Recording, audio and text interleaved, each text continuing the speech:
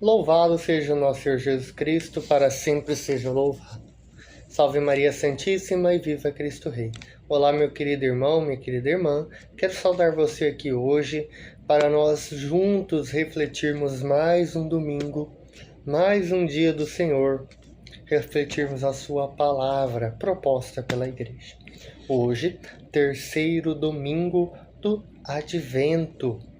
Então, o terceiro domingo em preparação para o Natal, para a vinda do Salvador, para a vinda do Deus menino, do Deus que se fez carne e habitou entre nós. Hoje, terceiro domingo, em especial com a cor rosa, o domingo Gaudete, ou mais popularmente conhecido como o Domingo da Alegria. E como a palavra em si propriamente diz, Gaudete, significa, palavra em latim, né? E que significa alegrai-vos ou exultai. E como a gente vai bem começar as leituras de hoje. E bem principalmente celebramos a esperança na vinda do Senhor. Gaudete, alegrai-vos. E, como dito, usa-se a cor rosa ou rosea, que, bom, praticamente simboliza a alegria. Beleza? Então, é a alegria de estarmos nos aproximando do Natal, do nascimento do Salvador. E, no próximo domingo, se utiliza a vela branca para simbolizar a alegria da proximidade, ao branco que significa paz e também o nascimento do Senhor. Ainda permanecendo com a igreja no roxo, a preparação ainda, né? E só cantaremos então o Glória no dia do Senhor. O Domingo da Alegria não se canta o Glória de qualquer maneira, mas ele é um dia com cânticos mais alegres, assim propriamente dito. Claro, lembro que essa semana, infelizmente, eu acabei não podendo fazer outras reflexões, porque tivemos na segunda-feira Imaculada Conceição, e eu acabei por não trazer uma reflexão na palavra. Mas, de forma resumida, Imaculada Conceição é um dogma de fé, uma verdade de fé afirmada pela Igreja e pelo Papa Pio IX em 1854, e aonde vem imaculada, sem manchas, né? E, ou no caso, mácula, mancha, imaculada, sem mancha. E Conceição, que ela foi concebida sem pecado. Tá? De forma resumida, celebrada no dia 8 de dezembro, preservada do pecado original para a vinda de um Senhor mais santo dos santos, né? Assim vamos dizer.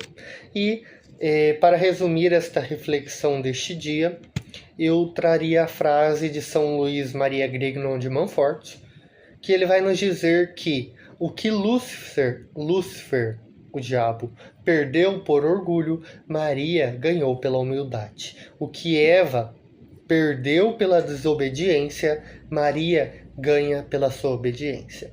E assim, de forma resumida, o papel de Nossa Senhora. Ela, a serva obediente, sem manchas, a Santíssima Virgem Maria.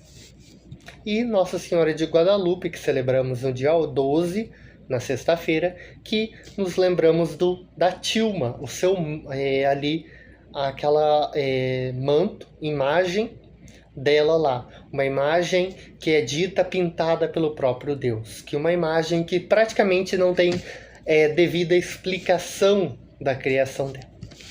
Mas isso você pode pesquisar, que existem inúmeros relatos sobre aquilo. Mas para que não nos percamos, já o tempo passando bem rápido, né? Então, iniciemos em nome do Pai, do Filho e do Espírito Santo. Amém. Ó Deus da esperança, que nos comula de toda alegria e paz em nossa fé, pela ação do Espírito Santo, esteja sempre conosco. Bendito seja Deus que nos reuniu no amor de Cristo. Lembrando o terceiro domingo do tempo comum, terceiro domingo do Advento, domingo da alegria, o Gaudete. E em nossa realidade cotidiana, Com seus múltiplos desafios é preciso muita coragem, firmeza e fé. Este é o convite que Deus nos faz, por meio de Sua palavra nesta liturgia. Somos pacientes e portadores da esperança, vivendo na alegria da proximidade do Natal. Celebremos a palavra que nos impulsiona a levar a vida e a libertação ao mundo mergulhado na agonia e no desespero do tempo presente. Oremos, ó Deus do universo, vós vede o vosso povo preparando fervoroso o Natal do Senhor. Dai-nos a graça de trilhar com alegria e com o caminho que o Salvador nos abriu e celebrar sempre o vosso louvor por nosso Senhor Jesus Cristo, vosso Filho, que é Deus e convosco vive e reina, na unidade do Espírito Santo por todos os séculos dos séculos. Amém. Neste momento, Deus nos fala, este momento onde vamos ler a palavra de Deus. A boa nova da salvação é uma mensagem de alegria e libertação, na certeza que Deus está presente neste momento, também por meio de sua palavra. Possamos com atenção ler a palavra de Deus e escutar a reflexão.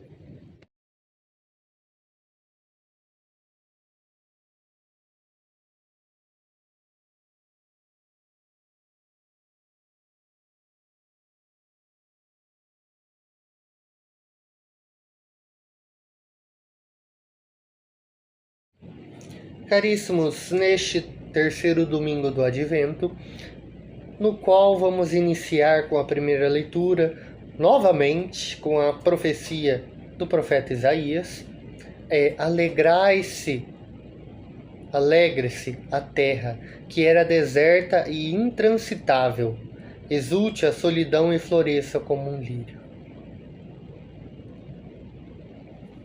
Germine e exulte louvores. Bom, não vou ler totalmente, mas fortalecei as mãos enfraquecidas e firmai os joelhos debilitados. Criai ânimo, não tenhais medo, vede, é vosso Deus, é a vingança que vem, é a recompensa de Deus, é Ele que vem para nos salvar.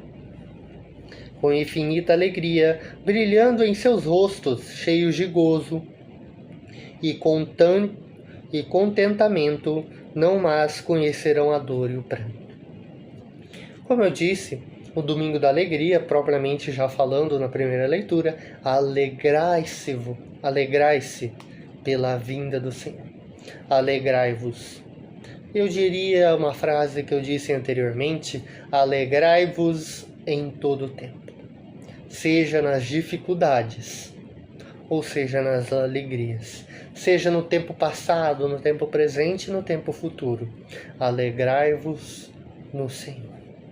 O Senhor que está a todo momento conosco e Ele está ali. Só basta nós pedirmos a sua proteção, a sua bênção e a sua ajuda. O Senhor está ali, Ele está ali.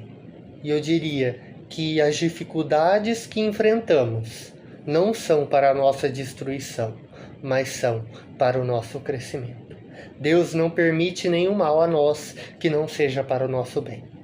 Todo aquilo que nós muitas vezes achamos que é um mal, um castigo de Deus, muitas vezes é uma prova para que nós permaneçamos firmes e perseverantes na fé. E como dito, alegres na esperança da vinda do Senhor. Este tempo de Natal, este tempo de preparação, este tempo de abrirmos nossos corações, abrirmos e limparmos o nosso ser, e para que em família possamos nos reunir no amor de Deus. Não é só aquelas festividades, aqueles brilhos, aquelas coisas, mas é o amor de Deus, é a presença de Deus no nosso meio, no nosso e de nossa família. Vinde, Senhor, para salvar o vosso povo. Este foi o Salmo, a antífona do Salmo 145. E que, só para pegar isso, o Senhor é fiel para sempre. Na segunda leitura, na carta de São Tiago, irmãos, ficar firmes até a vinda do Senhor. Ou seja, perseverai na fé até a vinda do Senhor. eles vede o agricultor, aqueles que plantam. Aqui a minha família planta. A gente às vezes fica preocupado quando não vem a chuva. Mas claro, temos um sistema de irrigação. Mas é uma preocupação porque geralmente é muito seco. Você tem que se preocupar muito com a água, com a planta que vai crescer, com o adubo que é necessário. Mas perseverai, porque ela vai nascer, ela vai crescer, até ela produzir vai demorar, mas ela vai, contando que ela seja cuidada, contando que ela seja cultivada. Ela vai nascer e vai produzir frutos. E assim é a nossa caminhada nesta terra, a nossa caminhada rumo ao céu. É algo que vai nascer, que vai crescer e que um dia produzirá frutos. E sementes que permanecerão nesta terra. Mas este é um dos convites que eu faço. E vai nos dizer aqui para tomar como exemplo o sofrimento dos profetas naquele tempo. Mas hoje nós temos o exemplo dos santos e santas de Deus mártires.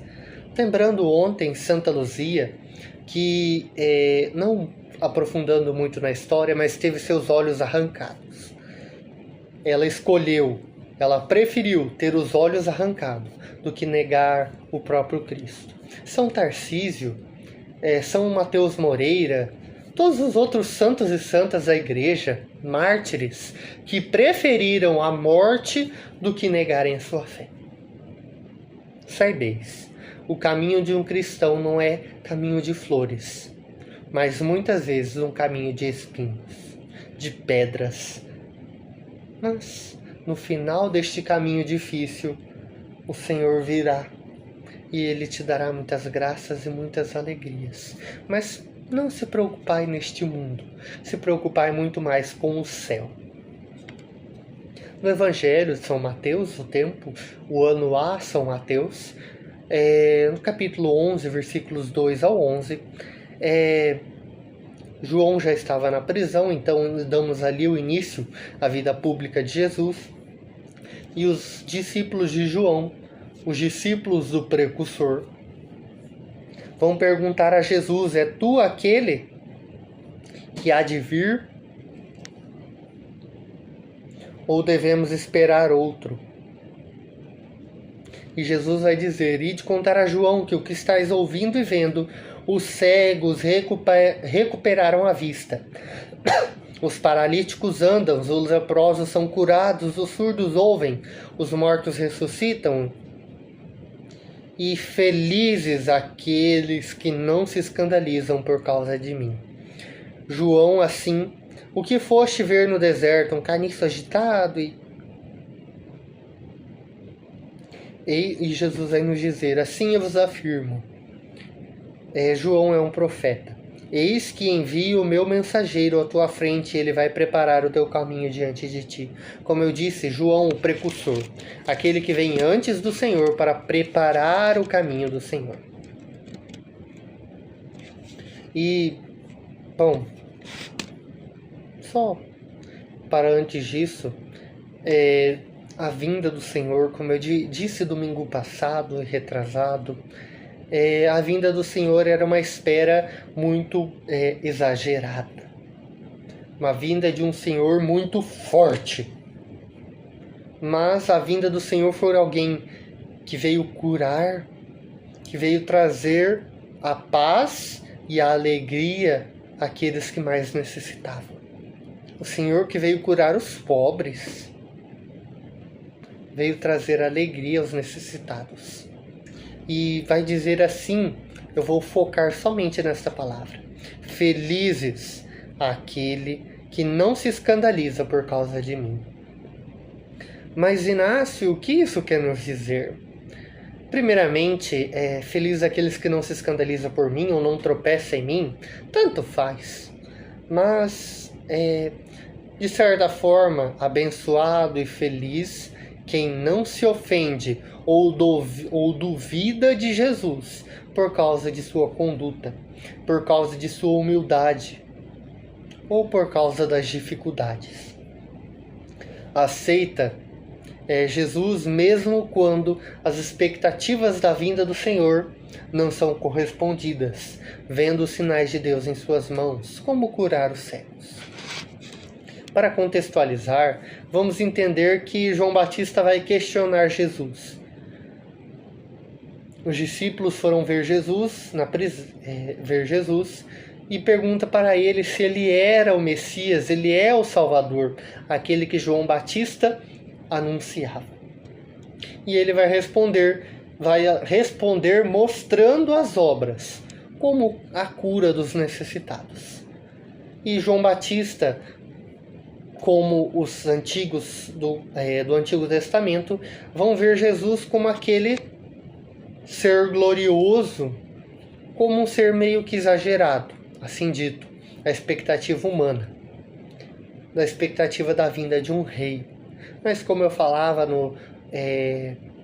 na solenidade de Cristo, Rei do Universo, ele não é um rei que vem para governar com um trono, com ouro e regalias, assim dito. Ele é um rei que o seu trono é a cruz. Então ele é um rei, não um rei que manda em tudo, mas é um rei que serve a todos, que cuida de todos. E este ato é para que não duvidemos da nossa vida e da nossa perseverança na vinda do Senhor. Significa não tropeçar, não se ofender, não duvidar ou não rejeitar Jesus por causa de sua humildade. Não se espera um Jesus político, não se espera um Jesus que vem trazer riquezas a todos. Afirmo e exorto, a igreja vai nos ensinar que nenhum lado político está certo. E trago como exemplo, um lado quer o aborto. Isso é errado. A igreja defende a vida e a proteção da vida em toda instância. A morte dos pecadores. A igreja também não aceita isso. Nenhum dos lados políticos está certo. Saiba disso. Nenhum lado defende o que a igreja ensina. Então, não quereis um lado político. Quereis o lado de Cristo. Então aceitemos o Jesus, o mestre de nossa vida, como alguém que cuida de todos e acolhe a todos. E como vai nos dizer o Frei Gilson, a igreja acolhe a todos. Mas a igreja espera que não permaneçamos dentro dela como somos. Que possamos, no espírito deste Natal, ser renovados pelo Cristo, ser transformados pelo Cristo.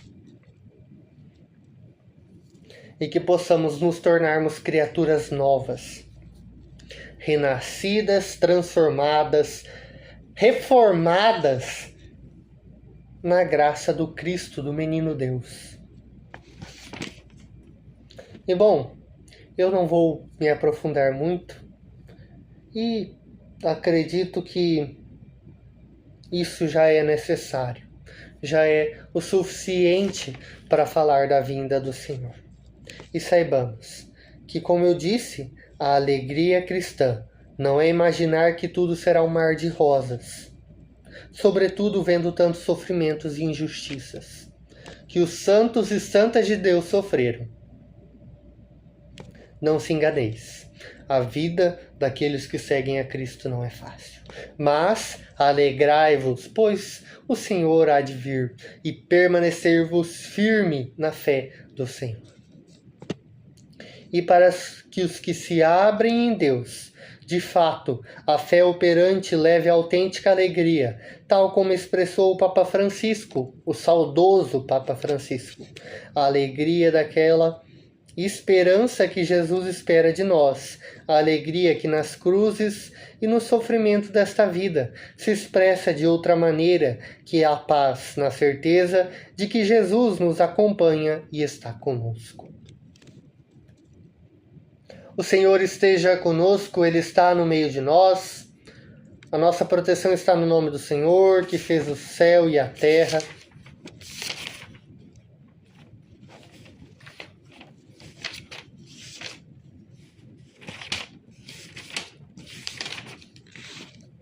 Ó Deus onipotente e misericordioso, nos santifique com o esplendor do advento de seu Filho, em cuja vinda cremos e cuja volta esperamos, e derrame sobre nós as suas bênçãos. Amém.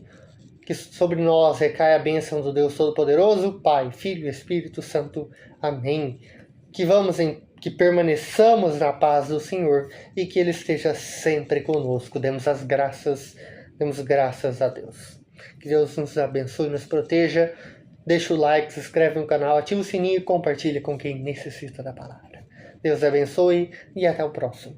Essa aqui é a imagem que converteu 10 milhões de pessoas em 10 anos, e aqui eu vou te explicar o porquê. Para começar, vamos com um pouco de contexto. México, 1531, a relação entre os espanhóis e os nativos era péssima, e o cristianismo parecia não conseguir espaço. Foi quando Juan Diego, um dos poucos indígenas convertido ao cristianismo, alegou receber aparições de Nossa Senhora. Nem preciso dizer que o bispo não acreditou e pediu a Juan algum sinal. Algum tempo se passou, e um dia, enquanto Juan colhia rosas, percebeu que, no tecido onde estava envolvido as flores, havia aparecido uma imagem. Sim, essa imagem é a imagem de Nossa Senhora de Guadalupe. Tá, beleza, apareceu uma imagem no tecido, mas por que isso converteu tanta gente? É agora que eu vou te falar pra sentar, porque se tu tiver de pé, tu vai cair pra trás. O tecido no qual a imagem apareceu se chama ayate, que é uma fibra de cacto que se apodrece em 10 ou 15 anos. E hoje a imagem de Guadalupe já dura mais de 500 anos sem que esse tecido tenha sido destruído. Inclusive, os artistas consideram este um dos piores tecidos para se fazer uma pintura. De acordo com os artistas que analisaram a pintura, a imagem foi feita sem pinceladas e utilizou 4 técnicas diferentes: óleo, têmpera, aquarela e a fresco. Inclusive, o vencedor do Prêmio Nobel de Química, Richard Kuhn, extraiu fibras do material e concluiu que nenhum tipo de corante vegetal ou animal havia sido usado no processo. E o biofísico Philip Callahan, juntamente de especialistas da NASA, analisaram a imagem e concluíram que ela não é nem uma pintura e nem uma imagem impressa, mas que a imagem parece estar flutuando 3 milímetros acima do tecido, causando um dos fenômenos mais inexplicáveis da ciência. Na pintura, os olhos da Virgem Maria têm um diâmetro de 8 milímetros, são minúsculos. No entanto, ao estudarem os olhos da Virgem Maria na pintura, foram encontradas 13 imagens, que estavam dispostas criando um efeito Samson. Ou seja, essas imagens são como reflexos do cristalino de um olho humano real e vivo, que mostram o próprio Juan Diego, o bispo e outras muitas figuras. Os reflexos foram analisados pelo cientista José Tonsman, especialista no IBM, o processo de digitalização de imagens. O mesmo concluiu que os reflexos nos olhos de Nossa Senhora eram impossíveis de terem sido feitos por mãos humanas. Além disso, ao analisarem o manto estrelado usado por Nossa Senhora na imagem, perceberam mais uma coisa inacreditável. As estrelas do manto estão na exata disposição do céu no dia da aparição em 1531. E agora vem o mais impressionante de tudo. O matemático Fernando Ojeda suspeitou da proporção milimétrica das estrelas no manto e aplicou uma proporção áurea à imagem. A música, uma melodia perfeita que você vai ouvir agora.